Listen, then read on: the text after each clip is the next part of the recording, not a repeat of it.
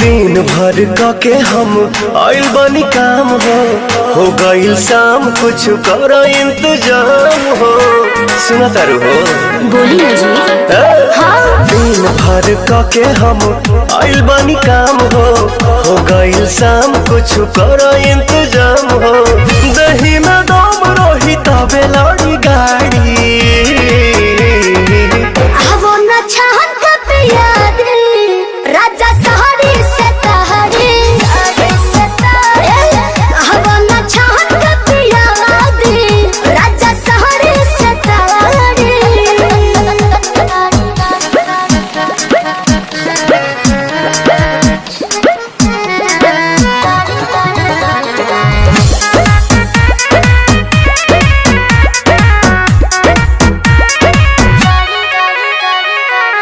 देर न लगाव तानी हाली कहरा बिल्कुल करे।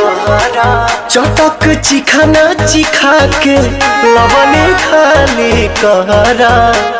ए राजा जी वही ठमडोइया छटहिया बिछा दी हो तपसे लबा तबे लबा हो डोलाबी।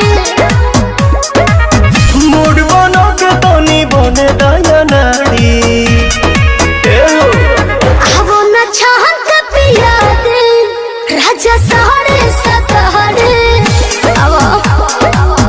वो न चाहत का पिया दे राजा सहारे सतहरे।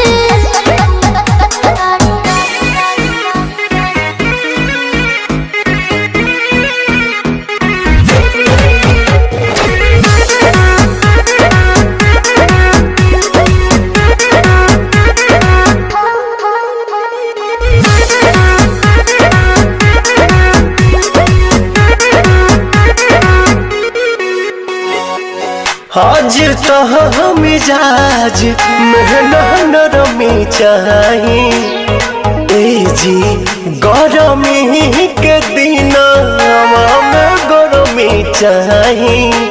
ए राजा जी ये तना न फायदा करेला दहे दूध हो चार छक मार के दिमाग बड़ा सूद हो। सुना पवन विजय के दुख बुझा प्यारी